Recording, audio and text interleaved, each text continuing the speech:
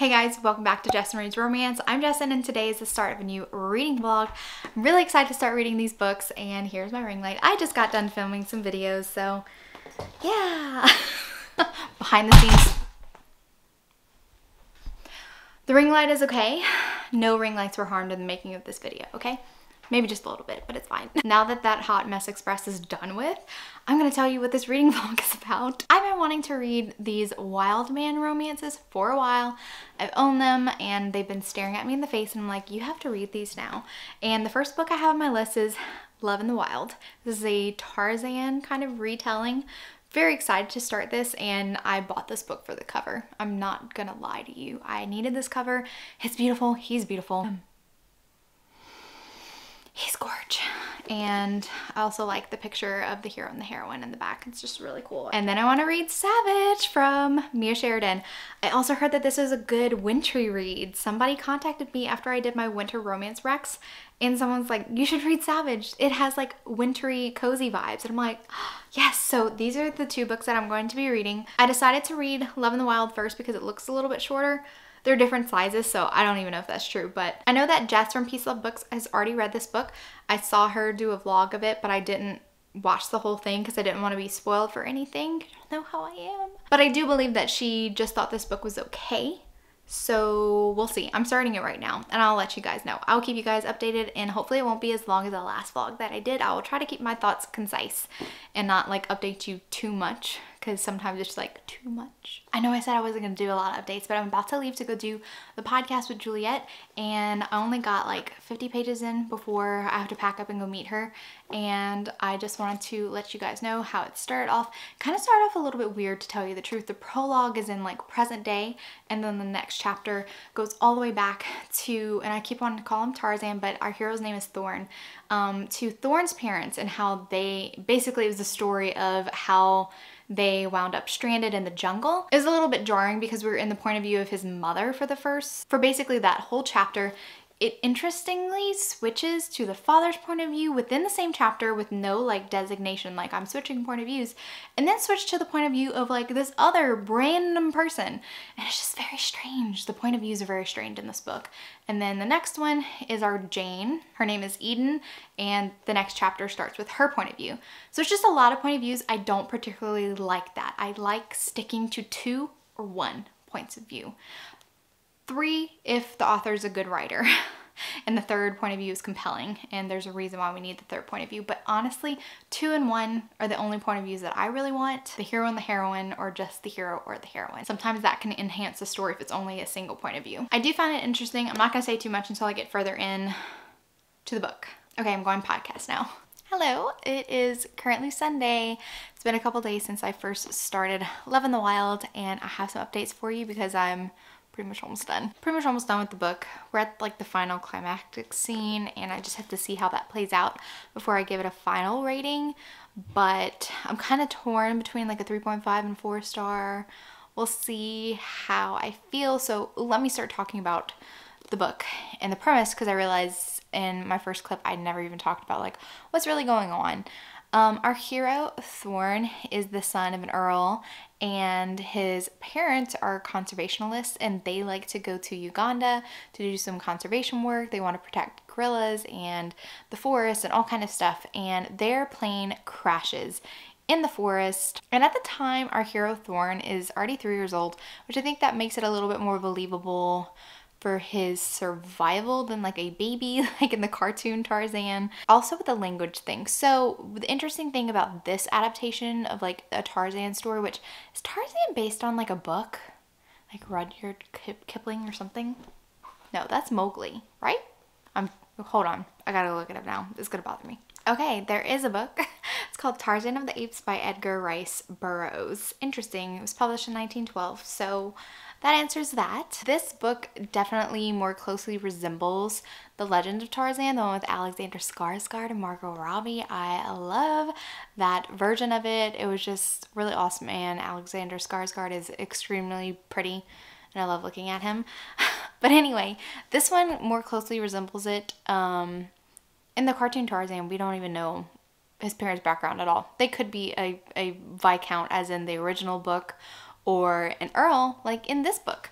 And what's interesting about Love in the Wild is that it's actually modern, and I think that you have to suspend your disbelief just a tad bit for it being so modern, because in the cartoon and Legend of Tarzan, it takes place more in like the late 1800s, early 1900s. In this one, it takes place, I think maybe he was born in the late 70s. So like our technology is better, and the fact that he was lost in this jungle and he had very important relatives that were looking for him for so long, and like there was no flight plan for them to have an idea of where they crashed at. I don't know. It was just, I had to suspend my disbelief a little bit, but once I kind of let it go and started enjoying the story, I did enjoy the story. Thorn has the ability to communicate when he meets our heroine Eden. I find this interesting. They do go into how he's able to speak a little bit of English and a little bit of Swahili. I didn't dislike it, but he did pick up language very fast. Sometimes his thoughts, it was kind of like there's no way that a person who wasn't exposed to these items would even mention this in his thoughts. Like one time I think he was thinking about Eden and how beautiful she was, and he mentioned in his thoughts a tapestry, and I'm like, he doesn't know what a tapestry is. But anyway, if you can get past that and just kind of like focus on the story of Thorn and Eden surviving in the jungle, getting to know each other. They do kind of fall in love pretty quickly. The entire story has spanned about 2 or 3 weeks in total, so not a very long time. It's pretty fast paced, I have to say. I will say, I did enjoy the second half of the book more than I did the first half of the book. I found it a little bit more interesting because, like, how can somebody who's grown up in the jungle with no contact in civilization, and there are so many things that you're exposed to for the first time, like being in a city, even in the village, it's jarring, you know? Everyone's wearing clothes and Thorn's not. So I find that part a little bit more fascinating, and I enjoyed the scenes that happen a little bit later. And even though this is a modern Tarzan retelling and it happens in present day, there is a little bit of like magical elements, especially like in the jungle. Thorn often hears these voices, and he talks about like gods and, you know, spirits and stuff like that, and it's very interesting. The only thing I really didn't enjoy was getting the point of view of the villain and some of his sidekick cronies. I didn't really enjoy that because it kind of telegraphed everything that the villain was doing or planning to do, and then all you had to do was wait for it to happen instead of it being like surprising or like, oh my god, he was there the whole time, like I had no idea. It was like, it was very much telegraphed. The story told you what he was planning to do, so you just were like waiting for him to pop up again. So I don't know, 3.5 or 4 stars. It's so hard. But I really like Thorn. Like I liked his character. He was just so sweet, and he like really loved Eden, and Eden was just like taken aback, like this is like really moving really fast, and but you know, I have feelings for him and stuff like that. So very, very insta-lovey, but I still liked it. I don't know what to rate it. If I was going by how much I love this cover, it'd be 4 stars. Writing, plot, pacing, stuff like that, maybe 3.5. I don't know. If I'm feeling generous when I write the review, I'll do it 4 stars. But I think it's more of a 3.5 stars, but I still really enjoyed this kind of story, like this wild man type of story. I really did like it. So I would say read it. I think it was fun. I will finish the last bit, but it's pretty much the climactic scene, and if they want to do an epilogue. Is there an epilogue? Yep, there's an epilogue. So I just have that left, and then I'm going to start Savaged, which I'm really excited about. I do want to read the synopsis and find out a little bit more about like the whole premise of this novel, because I really have no idea. I just saw it was mentioned in Bree from In Love and Words' recommendations for wild man romances, and someone else contacted me after I did my snowy romance recommendations and said that this actually happens, I think, during the winter as well. So it's a good read for December. So I'm really excited about that. Let me read this real quick and then I'll let you know. Oh, so interesting. Our heroine is actually a wilderness guide, and she is called up in an investigation for murder because they need help navigating, I guess, like the forest. I think she's in Montana. Yeah, Helena Springs, Montana. And there's this wild man that's living in the forest that they suspect of murder. And there's like surveillance cameras. So she's like watching him. And she's very intrigued. He's wearing like animal skins and she's wondering if he's guilty or innocent. And I think she starts spending time with him. I'm not sure how that comes about. I like the information that was given in this synopsis. Sometimes there's too much information given, and I think that this was just enough. So I'm always wary of reading the synopsis because sometimes the author just says too much, but this wasn't. It was so good. Okay, anyway.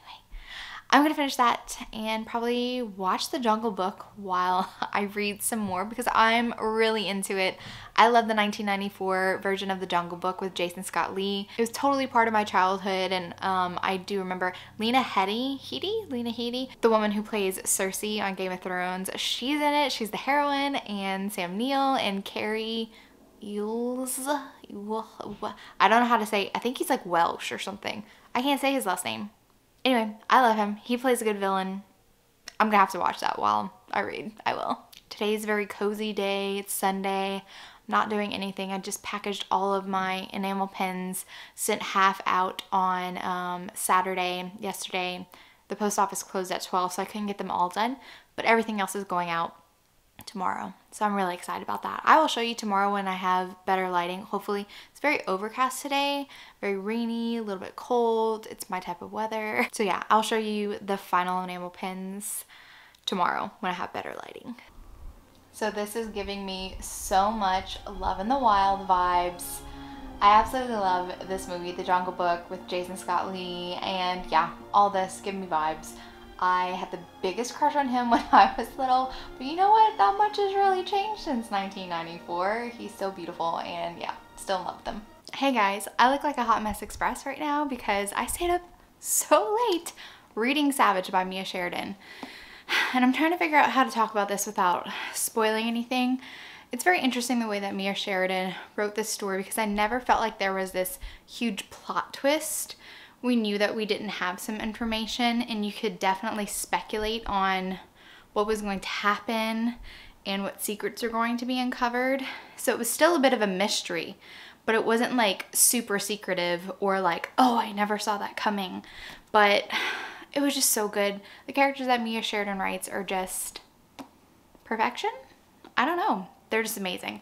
I totally fell in love with Lucas, who is our wild man. I don't want to say too much about him, but there is a murder that happens in the woods, and the officer who was on the scene of the crime saw Lucas with a bow and arrow, and the victim was killed with a bow and arrow. So he's brought into questioning. There's also another murder that happened earlier, like a couple weeks before that, in town, and Harper, our heroine, gets called in to help the FBI agent. Yeah, he's an agent. I think he's FBI. Okay, anyway, she gets called in to help him navigate the forest. It's very wintry. He's from California. This is Montana. He doesn't know how to drive in all the snowy conditions and what to look out for. And Harper becomes super fascinated by Lucas. They have like this cosmic pull. I will say, maybe I should have said that before, trigger warning for anybody, because this does have like an abuse of a child. Lucas does spend very early years. I think he was 8 years old. He was 8 years old when he first started living on his own in the forest. So definitely neglect, child abuse, crazy things happen. It's not like a Sunshine and Roses romance. I don't find that Mia Sheridan, at least Archer's voice wasn't like super sunshiny, but it's also not depressing. It's like the level of angst that I like. I love it. Harper and Lucas, I love them so much. They're like one of my new favorite couples. And I love wild man romances. Last night I was watching The Jungle Book, and it just put me in the mood so much that I was like, okay, I'm done with Savage this morning. And I was like, I don't want to be done with wild man romances, but I don't know what else to read in the wild man romance category. So if you have any suggestions, let me know in the comment section, because I really do like this trope. But I decided I'm going to reread Tide by Carrie Cole, because I never thought about it this way, but Tide is one of my favorite books by her, and I definitely consider it a wild man romance. The hero Tyler, and this is the second book in the All Torn Up series, but it can be read as a standalone. It's totally fine to read as a standalone. Tyler is one of the Grace brothers, and Torin is the eldest brother. Their father died whenever they were very young, and Torin, the eldest, took over the auto shop, and also their mother owns a pet rescue. And Tyler, there's something that happened in Tyler's past. He is badly scarred on one side of his face and his body. After the incident happened where he got hurt, he decided to retreat to the woods, and now he lives in the woods and he's a recluse, and everybody like whispers about him like, oh, he's crazy, whatever. And he's been living in the woods for quite a number of years. Also, another trigger warning for child abuse again, but this is definitely more sinister than savaged. The heroine Holly was kidnapped when she was 5 years old by a man, and she was abused by him and remained with him for 11 years until the hero rescues her. And this all happens in the first chapter. So these two people feel like they are so removed from society. Like Holly, it's so heartbreaking, her journey, but so good. Holly trying to reintegrate with her family, who has kind of moved on from her disappearance. Don't know what to do with her, don't know how to handle her. So she feels very alone and isolated, even though she's been reunited with her family, who she's longed to be reunited with like the entire time she was held captive. And then Tyler, who he's not very acceptable to society because of his looks. He doesn't want to feel pity from anybody, and he just much prefers to help his brother Torin rescue animals. So he'll trap animals who are strays, then give them to Torin, and they'll go to their mother's rescue pet shop. And it's just like, I just love them so much. I love hot guys rescuing animals. It's just like my thing. So anyway, I just really like this reclusive type of romance because it's very much focused on Tyler and Holly, and I just love them so much. It's one of my favorite books by Carrie Cole, and I decided I'm going to do a reread because I'm not ready to be done with my wild man romance vlog. So I'm going to do that, and I'm just going to update you guys because I haven't reread Tide in a long time. I'm just really feeling it. I need it. Hey guys, a final reading update. So I just finished my reread of Tide by Carrie Cole. I'm so glad that I included it for this vlog just because I haven't reread this story in such a long time, and it's just one of my favorite books that Carrie Cole has written. I just absolutely love the perspectives from Holly and Tyler. These souls are so just beautiful, and both Tyler and Holly have a unique perspective. I know that in my previous clips I talked about Tyler being kind of like a wild man. He lives in the forest. He grew up having a normal life until he was 17 and he got burned, and I won't spoil how that happened. It's kind of revealed throughout the story, and he has removed himself from society. He makes a lot of people uncomfortable. He's become this antisocial person who just prefers to live in the forest with animals, and he rescued a fox, and it's just, I absolutely love this. There's a bit of a Christmas element as well because there's like a forest Santa little folklore thing going on that I find that is just really cool and really sweet. But I didn't really talk about Holly and how her perspective is really unique and kind of fits into like the wild man romance category, because what I really like about wild man romances is that they have a more simplistic view on the world, but that doesn't mean that they're ignorant in any way. It actually makes them a little bit more insightful because they have such a direct view of the world. So Holly was kidnapped when she was 5 and she was rescued when she was about almost 17 years old, and there is a little bit of a time jump, 2 years, which I find awesome because it's realistic, her integration back into society, the amount of things that she had to learn and the amount of therapy that she had to go through.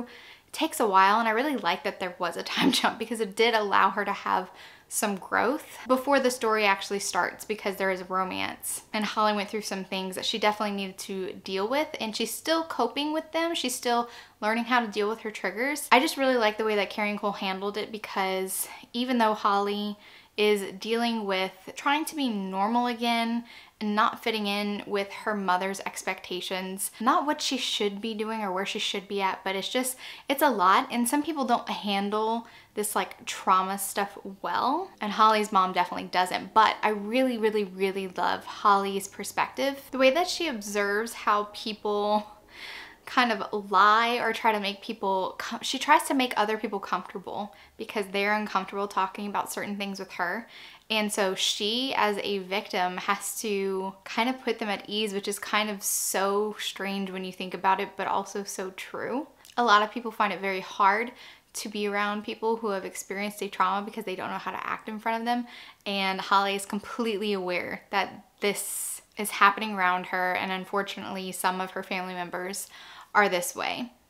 But not all hope is lost, because Holly does have some amazing family members like her grandmother and her brother and her brother's girlfriend. But I think what's really amazing is Holly does become very independent, and she starts really forming an identity pretty soon after like the time jump happens. So when she and Tyler start interacting, I just really think it's so beautiful, the connection that they have, because Holly does not react to Tyler in the way that he expects her to react. He expects some kind of backlash to his appearance when he meets Holly again. But Holly is just so desperate to reconnect with Tyler, the person who actually found her in the woods, and her parents wouldn't let her write to him or contact him because he's like the town pariah. Everyone says he's kind of mentally unstable. So these are both very misunderstood characters in the context of like this small town, and they really blossom and grow in these quiet moments in the forest. And I just love how beautiful their relationship is and how well it plays out. And I think Tyler is so patient,